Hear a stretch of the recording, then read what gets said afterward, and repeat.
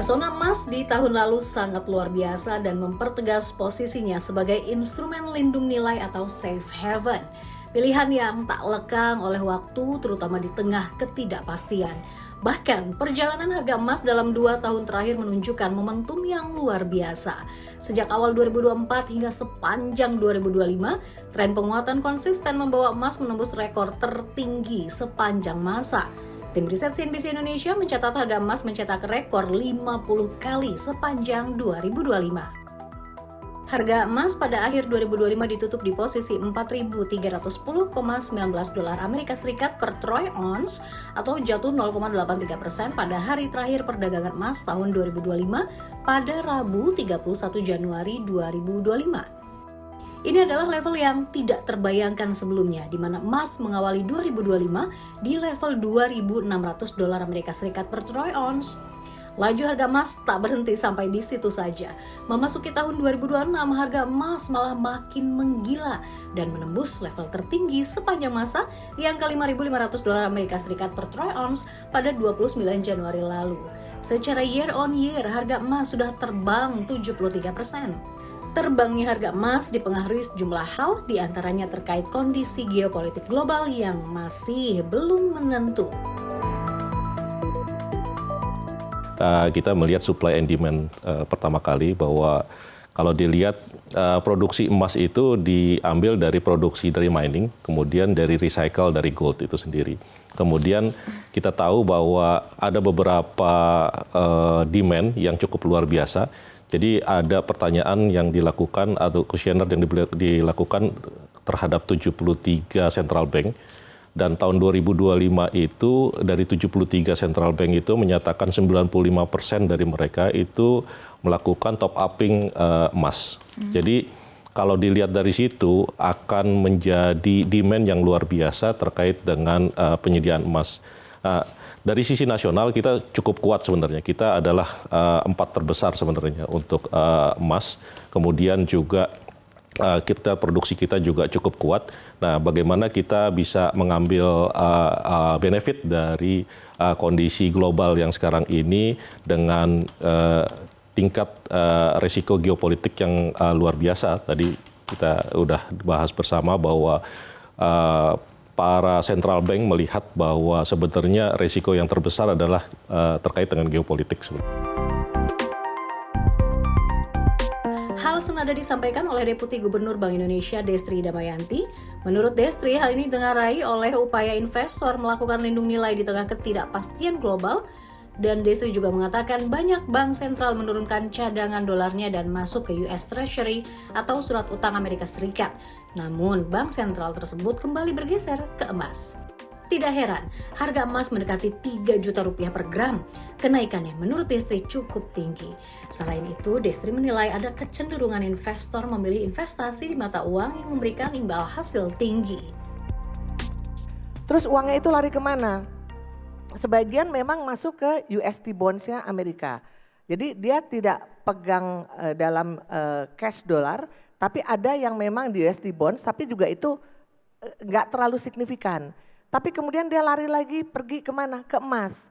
Jadi nggak heran emas ini harganya dalam 1 tahun terakhir aja naiknya sudah lebih dari 2 kali lipat. Ya. Karena saya ingat sekali tahun lalu ngobrol dengan orang, emas masih harga 1,1 juta. Tahun lalu awal tahun. Tahun ini, hari ini emas itu sudah mendekati 3 juta. Jadi kan naiknya udah 3 kali lipat gitu. Nah artinya memang terjadi pergeseran. Sama juga yang terjadi di mata uang, mereka akan melihat mana yang yieldnya akan memberikan return yang tinggi.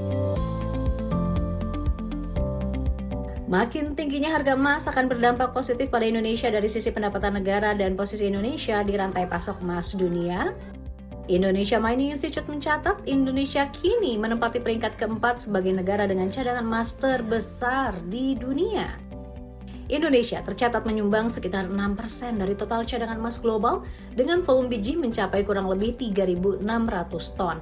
Menurut Chairman Indonesia Mining Institute Irwandi Arif, capaian ini menjadi tonggak penting bagi industri pertambangan nasional. Irwandi menyebut hampir seluruh provinsi di Indonesia memiliki aktivitas penambangan emas, menunjukkan potensi yang tersebar luas di berbagai daerah.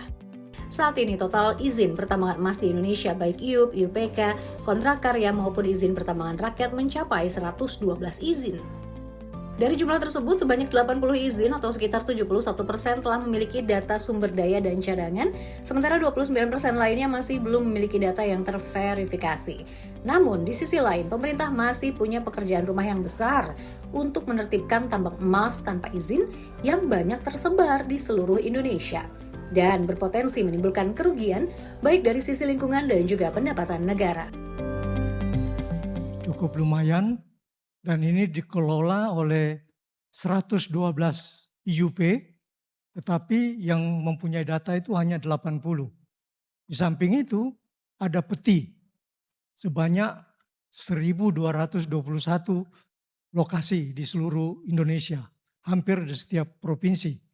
Dan ada 1,2 juta penambang emas di peti ini.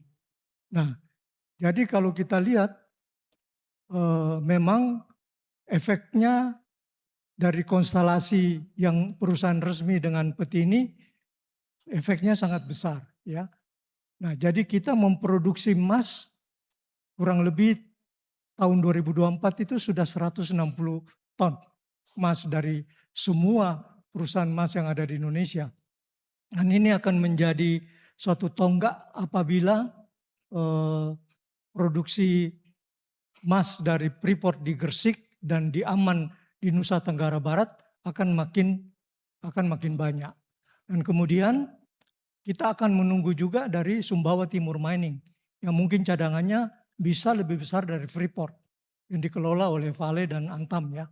Nah, ini suatu konstelasi yang sangat bagus. Tetapi di satu pihak peti yang kita dengar ini produksinya juga kurang lebih bisa sampai 120 ton per tahun. Berarti sama besarnya. Besar sekali, ya. Oke. Dan ini aset nasional yang tidak membayar pajak, tidak memberikan penerimaan negara kepada kita. Sejalan dengan makin terbangnya harga emas, antusiasme masyarakat untuk memiliki logam mulia pun makin tinggi. Sebagai salah satu perusahaan yang menyediakan layanan penjualan logam mulia, PT Aneka Tambang Tbk Antam mengungkapkan membeludaknya minat masyarakat terhadap emas batangan akhir-akhir ini telah memicu antrean panjang. Bahkan trafik pembelian emas Antam tercatat meningkat hingga 100 kali lipat dibandingkan kondisi normal.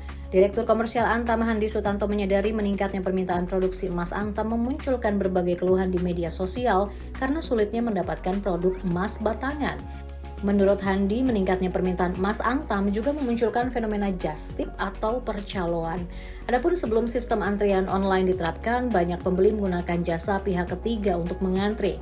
Ini menunjukkan antusiasme masyarakat Indonesia menjadikan emas sebagai salah satu instrumen investasi yang menarik untuk jangka panjang. Karena animo masyarakat begitu tinggi, demand itu naik begitu cepat, tetapi kalau supply itu tidak bisa naik secepat dari permintaan. Permintaan, betul. Nah, itulah yang menciptakan banyak kami tahu kekecewaan, masukan dari masyarakat kepada kami, dan kami menyikapinya itu tanda cinta masyarakat, tanda kepercayaan masyarakat terhadap brand kami, brand emas kebanggaan Indonesia, Mas Antam. Karena kami yang pertama, dan kami sudah sejak embrionya sudah hampir 100 tahun sebenarnya di Indonesia. Dari dulu tahun 1930-an. Nah, namun dari banyak masukan masyarakat, banyak komplain masyarakat, kalau Bapak Ibu lihat di sosial media, itu pasti banyak berseliweran komen-komen tentang kekecewaan. Susah dapat barang, ada orang dalam, ada begini, ada begitu, pasti begitu semua. Tapi kami coba sikapi itu bentuk kecintaan masyarakat, yaitu tantangan kami perlu sikapi. Nah, maka itu sebagai contoh Mbak Safinas, traffic yang terjadi paling tidak sebulan terakhir deh, nggak usah jauh-jauh. Secara website, secara antrian, itu bisa sampai 100 kali lipat daripada biasanya. Dan kami membentuk sistem antrian di mana sebelumnya animo masyarakat yang begitu tinggi, itu menciptakan banyak ekonomi sampingan baru, usaha baru, yaitu just tip. Calo lah bahasa ini ya, jasa titip. Jadi ketika dulu kami belum tetapkan sistem antrian online, jadi orang itu kadang pakai jasa titip, antri banyak dan itu menyebabkan keresahan. Tidak nyaman mengantrinya, mengular, menimbulkan konflik dan segala macam. Maka kami tata, kami pakai sistem online. Sementara itu, sebagai salah satu produsen emas di dalam negeri, PT Freeport Indonesia berkomitmen untuk memasok 26 ton emas batangan ke domestik pada tahun 2026. Atas hal itu diharapkan tambang bawah tanah Grasberg Block Cave GBC bisa beroperasi kembali pada kuartal pertama 2026 ini pasca terjadinya longsoran. Senior Vice President SVP Government Relation PT FI Hari Pancasakti menyampaikan bahwa sejatinya sebelum terjadinya longsor di tambang GBC, Freeport mengoperasikan 3 tambang bawah tanah dengan hanya mengoperasikan 2 tambang bawah tanah kapasitas produksi konsentrat tembaga Freeport yang hanya 30%. Sebelum kejadian longsor yang tadi disebutkan, memang itu terjadi di bulan September lalu. Kita mengoperasikan, Freeport Indonesia mengoperasikan 3 tambang bawah tanah. Tambang GBC, Grasberg Block Caving, Deep MLZ, dan juga tambang Bigosan. Longsor terjadi di tambang GBC. Nah, saat ini tambang GBC masih dalam proses pemulihan. Jadi belum beroperasi dari tambang itu. Saat ini kita hanya mengandalkan 2 tambang yang disebutkan belakangan, di mana tambang itu keduanya tidak terdampak oleh insiden longsoran material basah.